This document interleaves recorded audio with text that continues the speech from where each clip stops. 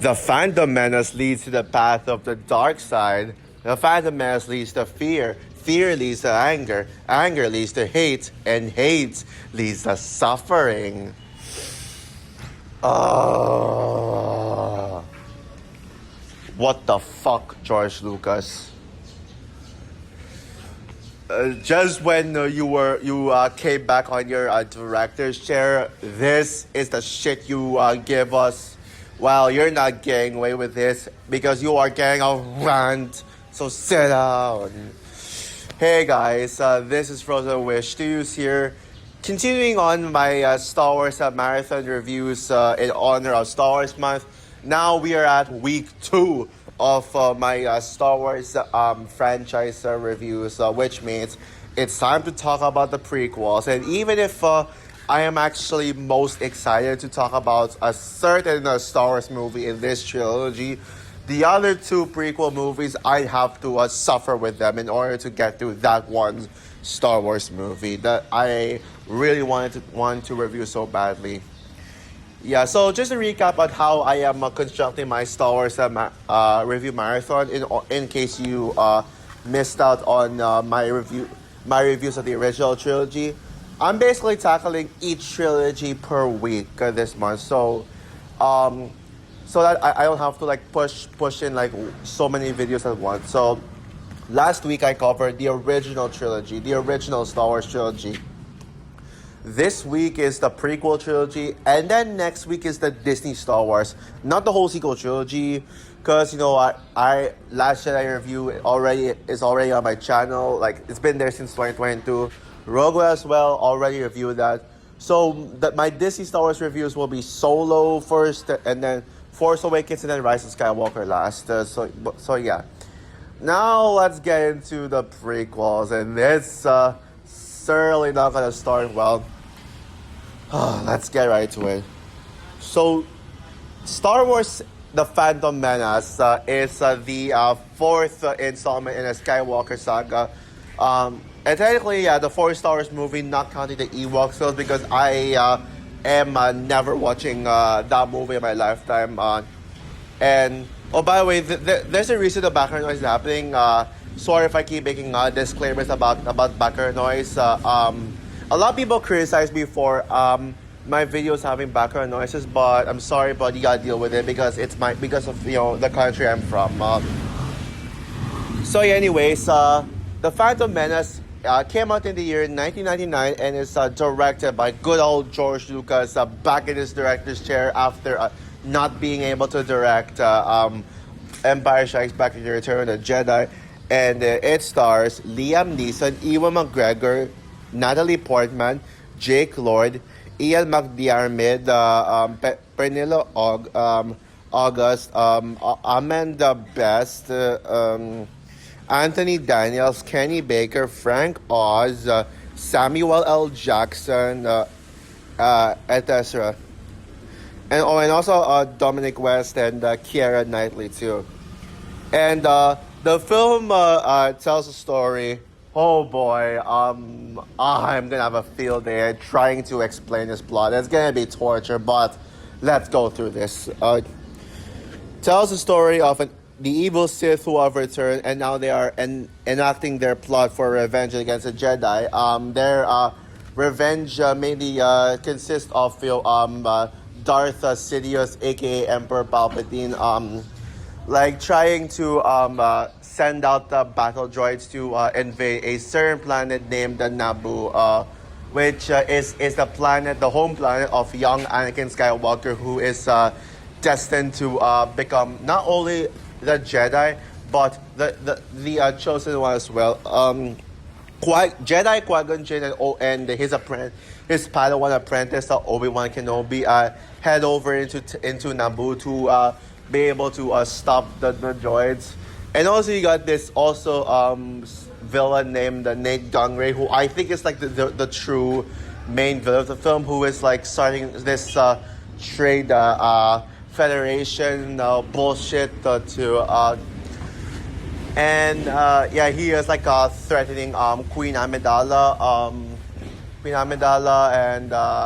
and so there's like this this character named Sabe, I think that's her name. Rab Sabe, yeah, to pretty much pretend to be Queen Amidala in disguise in order to protect the real Queen Amidala, who is apparently just a teenager. And then while Obi-Wan and Qui-Gon Jinn are on Naboo, like trying to on their mission to stop the Trade Federation, they come across young Anakin Skywalker and they trade him, but then the council doesn't approve of young Skywalker because they sense his future, that he's gonna end up turning to the dark side, and then they trade him and yada yada yada. Oh, and also Darth Maul is there to, well, fight them, to fight the Jedi. He works under Darth Sidious, aka Palpatine.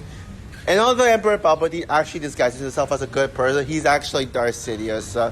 And yeah, who the fuck cares? Yeah, that's a plot for it.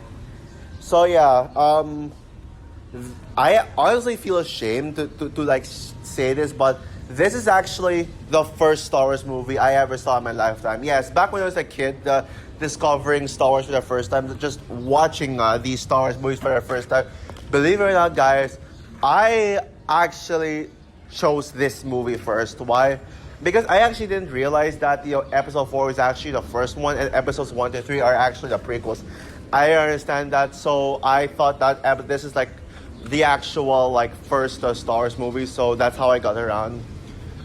And I remember actually not minding this movie, but at the same time being confused by the lore. I was like, where's Luke Skywalker? Where's Han Solo?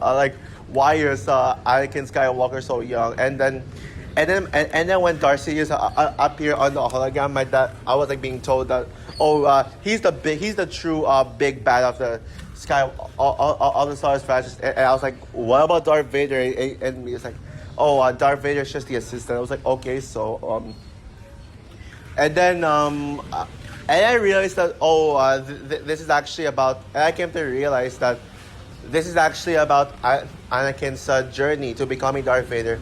And then I was told that it's actually the prequel, and episode 4 is the one that started it all. So yeah, I actually couldn't appreciate A New Hope on first viewing when I first saw Star Wars for the first time, because of the fact that I chose this as the first Star Wars movie. And yes, sure, as a kid who had little to no actual critical taste in movies, who just watches movies for enjoyment's sake, I didn't mind this movie, even though I was confused by the kind of lore that they were going for in Star Wars. I found this to be a guilty pleasure. And I actually found Jar Jar Binks to be funny, believe it or not. I actually laughed really hard at Jar Jar. Well, yeah, I don't know why, but I was just stupid back then. I was a lot more dumber back then. So yeah. Honestly, I wish I actually watched these Star Wars movies properly. Because I remember back when I with both this and Attack of the Clones, I was thinking, am I actually gonna be a Star Wars fan? Is Star Wars actually going to work for me? But it literally took until Revenge of the Sith for me to realize, to fully grasp in Star Wars, to fully realize, okay, I'm a Star Wars fan now. And yeah, so oh boy, as of now, Phantom Menace just gets worse and worse and fucking worse as time went on. I think I started hating this movie back when I think at the time when I started really hating this film, it was when I rewatched all the Star Wars movies leading up to Rise of Skywalker back in 2029. That was the time when I realized, okay, you know what, this movie's shit. This movie is fucking shit, man. And yeah. And now what do I think of Phantom Menace? Well, the title says it all. The title tells you that this is my least favorite film in the Skywalker saga. It's not the worst Star Wars film in general. That would still go to the Clone Wars animated movie. But if you saw my Star Wars ranking last year, you know that I ranked Phantom Menace as the second worst Star Wars movie in general, and I called it the worst film in the Skywalker saga. Like the worst live action Star Wars film. So now I'm here today to explain on why I think this movie is the absolute worst, why it's my least favorite, and surely I stand by that opinion.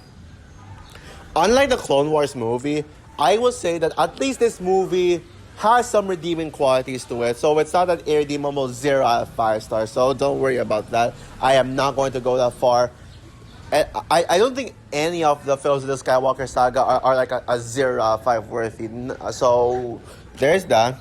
So yeah, let's get into what I like about this movie. What I like this movie. Of course, I think we can all agree that Qui-Gon Jinn and Obi-Wan Kenobi versus Darth Maul, the lightsaber duel, is one of the best action sequences in all of Star Wars. I know that I've heard some people who say that is the best lightsaber duel in general. I can think of better lightsaber duels, I can think of better ones like Obi-Wan and Kenobi, Obi-Wan and versus Anakin on Mustafar and Revenge of the Sith, Luke versus Vader in Return of the Jedi, and Luke versus Vader in Empire Strikes Back. But I will say I actually prefer that fight over any of the sequel trilogy fights. Including Finn and Rey versus Kylo Ren, which is my favorite, which I think is the absolute best lightsaber duel in the sequel trilogy. Not counting Rey and Kylo Ren versus the Snoke Scars, because that's not really, because technically that's not a an actual lightsaber duel, because it's not like, because Rey and Kylo don't really hit each other with the lightsaber, so that doesn't really count. So yeah, if I were to give you guys my top 5 favorite lightsaber duels in general right now, number 5 is Rey and Finn versus Kylo Ren in Force Awakens. Number 4 is this fight scene I'm talking about right now, Qui-Gon and Obi-Wan versus Darth Maul. Number 3 is Luke versus Vader in Empire Strikes Back. Number 2 is Luke versus Vader in Number 2 is Luke versus Vader in Return of the Jedi. Number 1 is Obi-Wan and Anakin in Revenge of the Sith. Oh, and also Yoda versus Sidious. I will count that because it's in the same like scene as like that infamous fight scene, and I think it's a very underrated. I think Yoda and versus Sidious is a very underrated fight scene. So yeah, but yeah, with the Darth Maul fight scene, Darth Maul is easily the best character in this entire movie. He is such a badass, and I mean, I think the fact that he doesn't do anything besides just be quiet and fight is a part of the reasons why he's my favorite character and one of my favorite Star Wars villains in general. Shit, I almost dropped my phone. That was a close one.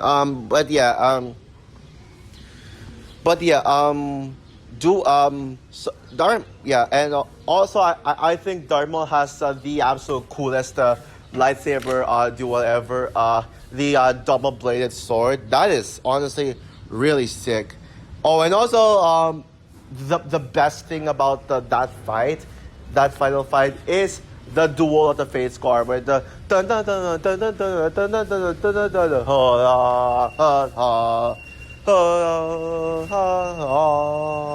That is sick, man. I think the score from John Williams is where the prequel stands out when it comes to the Star Wars franchise. That's one thing the prequel trilogy does best in the whole Star Wars franchise, particularly with Attack of the Clones being among the top 5 best scores in Star Wars, and Revenge of the Sith being like the best, having the best John Williams score in general. I will say that Phantom Menace, on reflection though, I think the score is a little weaker than I thought, because besides just the duel of the face part, what other tracks in Phantom Menace are remarkable? I mean, I remember the ending score with the dun dun dun dun dun dun dun dun dun dun dun dun, like but I'm sorry.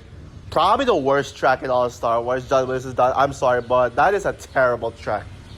Not only does it feel out of place in Star Wars to the other Star Wars tracks, but it's just so cringeworthy. Yeah, so that's already the first negative I have with this. Like that score at the end. It's just when they were all celebrating their freedom, the Gungans were celebrating, and then the score behind it. Oh God, oh that score. Yoda is okay as well. I will say that I prefer prequel Yoda over the original trilogy Yoda. I think that is a hot take. I think I like Yoda in this one. I kind of like Yoda simply because of that line. He says, "Fear leads to the path of the dark side. Fear leads to anger. Anger leads to hate. Hate leads to suffering." That is my second favorite line from Master Yoda in Star Wars. Second only to do or do not. There is no try. Oh, and by the way, keep in mind, Yoda was actually my favorite Star Wars character as a child. So that says something. But like in comparison, but the thing is though, the more I think about it after rewatching this film, the more I like him a lot less because besides just because in comparison to like Yoda, how Yoda contributes to the story in both Attack of the Clones and Revenge of the Sith, he does nothing in this one. He just sits there, talks, but he doesn't actually do anything. I mean, in Attack of the Clones and Revenge of the Sith, we see Yoda actually fighting. So why? Like seriously, I still think Yoda is probably one of my absolute favorite Jedi, but yeah, this is just not it for him. This is probably one of his weakest yet. But yeah, just that lightsaber duel alone cannot save this movie from being the worst in the saga. My biggest issue with the film is that it didn't know what it wanted to be about. The plot is so messy. It is an absolute mess. And it's for the fact that this is supposed to be the start of Star Wars. I had no idea how I wanted to start it, and it doesn't even feel like the start of Star Wars. I mean, if you wanted to make a movie about how it all began, why not just make a movie about the first Jedi in existence? I mean, Disney is already doing that with James Mangold right here. Oh, and by the way, speaking of which, Disney, Lucasfilm, James Mangold, please get working on that first the Jedi origin story. I think it was called Dawn of the Jedi. Please get on with that because that's actually the Star Wars movie I'm most hyped for, and that could be the best Disney Star Wars movie yet because it's the Star Wars movie I have been waiting for to see like the origins of the Force, the origins of the Jedi, and all that stuff. But this is just not it, man. I mean, the fact that the Star Wars that quote unquote started all is about the Trade Federation bullshit and young Anakin.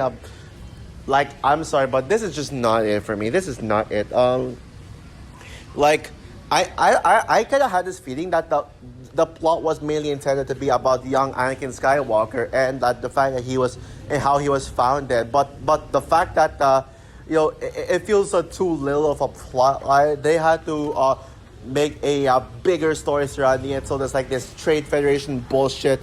That it was only there just the plot. That plot was only there just to fill up the runtime. This is a very political movie, and that did bother a lot of Star Wars fans for how overly political it was. But the problem is not the presence of politics, but the fact that the politics made absolutely no sense. Oh, and to quote Thanos in the first Guardians of the Galaxy movie, your politics bore me. Yeah, that is how I describe this movie's politics. And don't get me wrong, though. I actually do like politics a lot. Heck, I mean, today is actually a very political day in my country. It's something I don't want to get indefinite about. Say, today is a political day. It's a holiday. That's actually the reason behind the loud noises you're hearing. Yeah, and also the fact that I had to film outside because my house is full of people. there's people in my house again. So yeah, all that stuff. Padme Amidala is my favorite prequel trilogy character, but not from this film. I have mixed feelings on Padme in this film. On one hand, at least she looks as gorgeous as she was in Attack of the Clones and Revenge of the Sith, but at the same time, her character made absolutely no sense whatsoever. Like a 14-year-old being queen sounds like one of the coolest ideas on paper, and that can like pave way for like some girl power. But it's hard to believe that a Padme is a queen, or at least just the Amidala we know because I'm referring to that the Padme because there's another version of Amidala named Sabe, played by Keira Knightley, who felt way more convincing as the actual queen. Like the movie made us believe that she is the actual queen of that Sabe is actually Amidala and like the real queen of the movie. But plot twist. The teenager is that teenage girl is actually the real queen. Oh boy, what a plot twist! Like, I get that the idea was to have that Sabe be a disguised version of Amidala in order to protect the real Amidala. But it just makes the movie even more of a bigger mess than it already is. As this prequel trilogy is supposed to be about how Anakin became Darth Vader and his rise and fall. One of the worst ideas to come out of this film is introduce Anakin as a young child. But, yeah. I get that Padawan began their training as a young child, but one of the issues that Sarah has with Anakin is that he's considered too old to train as a Padawan. Started training as a Padawan when he's literally the same age as the other. He's like, you can tell he's like the age of a typical Padawan, especially when you when we get to see the younglings in Attack of the Clones and Revenge of the Sith. They look like Anakin's age, so why would they just say, oh, Anakin's too young? He's too young. Seriously, young Anakin is absolutely insufferable, annoying, and a creep. Yeah, he is a fucking creep, especially towards Padme, who you can tell is depicted as way older than Anakin in this one. Anakin is already falling in love with Padme. This my Padme is 14 years old, and Anakin is like 6 to 8 years old. So, and by the way, the size difference between young Anakin and the Padme, that's like a grade 1 student like trying to simp on his teacher, like trying to fall in love with his own teacher. That is how disgusting this romance is. Seriously. And yeah, how I would have personally fixed how would I fix the Anakin in this film is making him the same age as Padme. I think that you could have at least maybe made Padme a young girl and have or I think the best way to do it is make Anakin a teenager, make him like 14 years old like Padme. Maybe already have Hayden Christensen portray Anakin. Oh, and by the way, say what you want about Hayden Christensen as Anakin, but he's way better than fucking Jake Lloyd as Anakin. Honestly, Jake Lloyd's performance as Anakin, now, I wouldn't bully Jake Lloyd. I do feel bad for him. That literally the fact that he was bullied by Star Wars fans was what caused Jake Lloyd's reputation to be like destroyed. Because he actually is a good actor. He gave a good performance in the Christmas movie Guilty Pleasure, Jingle All the Way, the one with Arnold Schwarzenegger. This is just his worst performance yet. He is way better in Jingle All the Way. But yeah, that scene where Anakin meets Padme is the worst scene in the entire film. What he said to Padme, probably some of the worst dialogue I've ever seen in Star Wars. Worse than the infamous bad dialogue in Attack of the Clones. This makes Attack of the Clones dialogue look like the Godfather dialogue in comparison.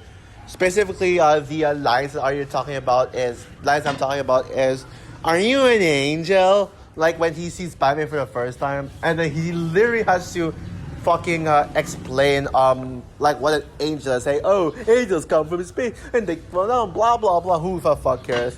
Oh, but it gets worse from here. Yeah. And then when Anakin explains his backstory and like he's there, Padme asks Anakin if he's a slave, and Anakin's response is, "I am a child and my name is Anakin." No, sorry, I am a person and my name is Anakin. Yeah, that to me is the absolute worst line in all of Star Wars. That line is so stupid. Like, sorry, saying that humans cannot be slaves, that persons cannot be slaves. I mean, Anakin can still be a person and a slave. So, the fact that that was like the best response Anakin gave, it's so stupid, man. Oh. Qui-Gon Jinn is the most overrated Star Wars character ever.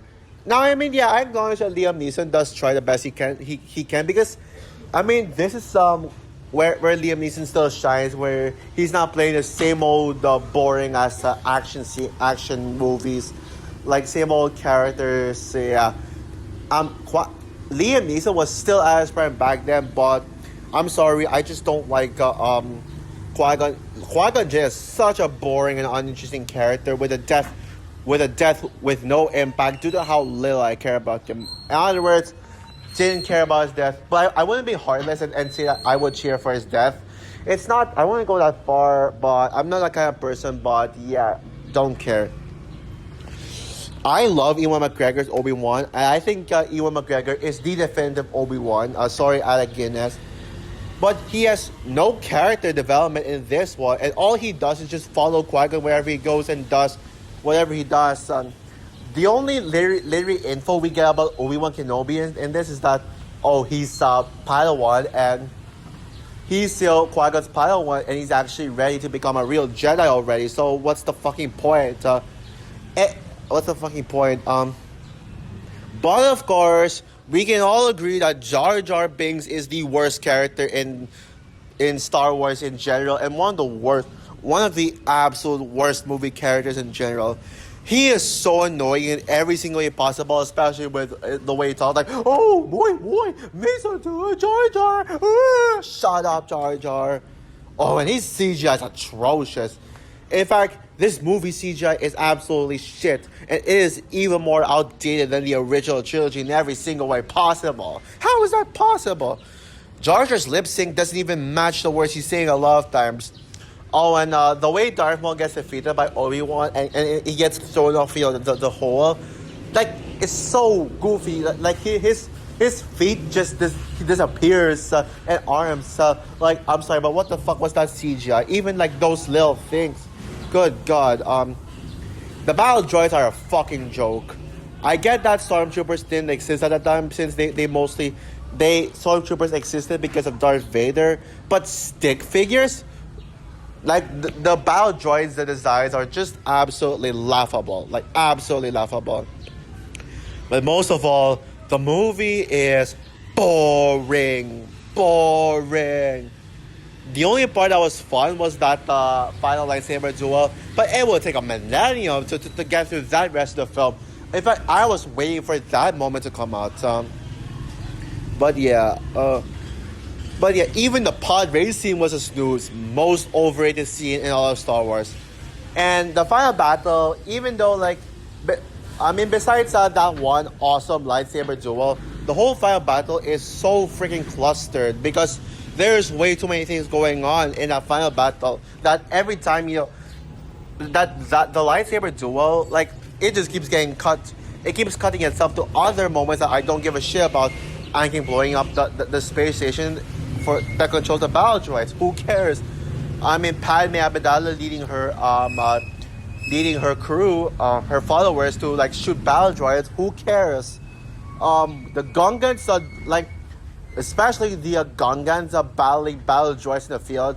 Worst action scene in all of Star Wars, honestly. Fuck that action scene. Especially when Jar Jar acts like what was a fucking buffoon and like embarrassing. So overall, Star Wars The Phantom Menace is absolutely atrocious. It is a film that could have been something special given how this is meant to be how it started all. But this movie just feels purposeless in terms of where they decided to start Anakin's journey. Anakin being the chosen one as a little boy, who cares? Anakin falling in love with Padme for the first time. I already explained about how that would have worked better. Anakin building C-3PO. That's actually the only thing about the film that felt like it mattered, since at least we got to learn about C-3PO's origin story. While it did have an amazing lightsaber duel and a decent introduction to Yoda, that did not save the film from being a total embarrassment for the so-called star of it all. This feels skippable. This feels absolutely skippable. I feel like Revenge of the Sith is the only prequel film that kind of mattered. Well, I guess Attack of the Clones, we'll see about that. Even if I know Attack of the Clones is a shitty-ass movie. I feel bad for anyone who chose this as their first Star Wars movie they've ever seen, just because it's episode 1. And I don't get how people defend this movie and call it a misunderstood gem. Oh, it's clearly because of nostalgia. And yeah, I think it's safe to say the prequel trilogy is clearly the worst Star Wars trilogy ever. Even if though there's like one Star Wars movie that I would consider among the best Star Wars, a top tier Star Wars movie. So with that said, guys, I'm going to give Star Wars The Phantom Menace 1 star out of 5. Fuck this movie. Woo! Man, that was rambling. Wow. So also for my rant on Star Wars The Phantom Menace, who agrees with me that this is the worst film in the Skywalker saga? Or do you think that there's way worse Star Wars movies out there? But even then, do you still think that this movie sucks? Or do you actually defend this movie like what some people do? Comment down below, like, subscribe, hit the notification bell, and yeah, the next one doesn't get any better from here. Stay tuned for my rant on Attack of the Clones. Bye, guys.